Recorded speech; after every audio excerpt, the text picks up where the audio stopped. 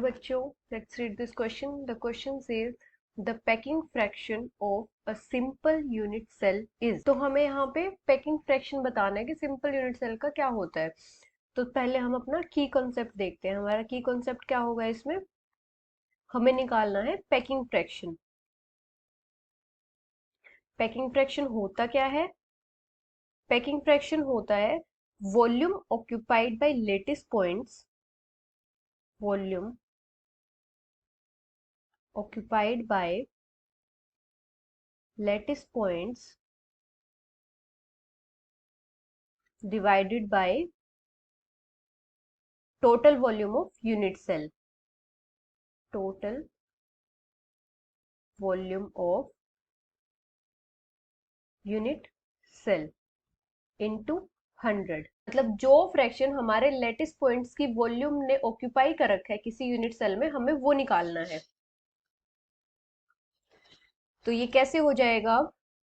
Packing fraction equals to number of lattice points.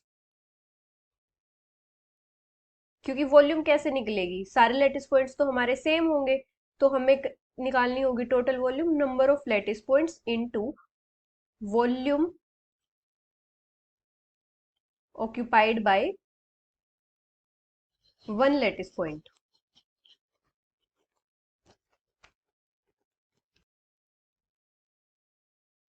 Divided by total volume of unit cell.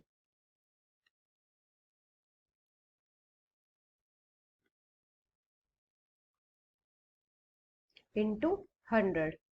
अब हम बात कर रहे हैं सिंपल यूनिट सेल की. सिंपल क्यूबिक यूनिट सेल होता क्या है? तो सिंपल क्यूबिक यूनिट सेल होता है हमारा कुछ ऐसे. इसमें हमारे पास क्या होता है? इसमें हमारे पास एटम्स प्रेजेंट होते हैं सिर्फ कॉर्नर्स पे. एटम्स सिर्फ कॉर्नर्स पे प्रेजेंट होते हैं और ये एटम्स एक दूसरे को टच कर रहे होते हैं.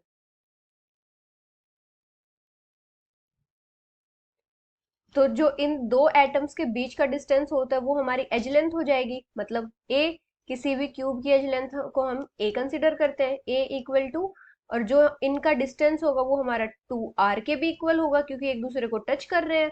तो हमारा ए और आर का रिलेशन क्या आ जाएगा? ए इक्वल्स टू 2r. अभी अगर हम पैकिंग फ्रैक्शन निकालते हैं तो क्या हो जाएगा?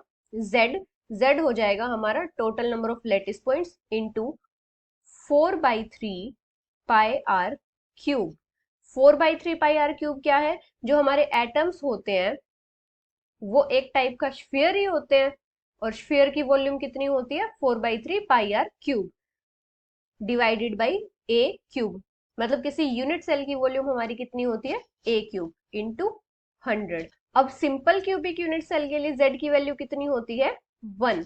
क्योंकि मतलब इसमें टोटल नंबर ऑफ एटम्स हमारे पास कितने होते हैं? 1. क्योंकि कॉर्नर वाले एटम्स हमारे 8 यूनिट सेल को कंट्रीब्यूट कर रहे होते हैं, तो टोटल हमारे पास एटम्स कितने होते हैं? 8 इंटू कॉन्ट्रीब्यूशन कितना होता है इनका? 1/8. तो टोटल हमारे पास कितने एटम्स हो जाएंगे?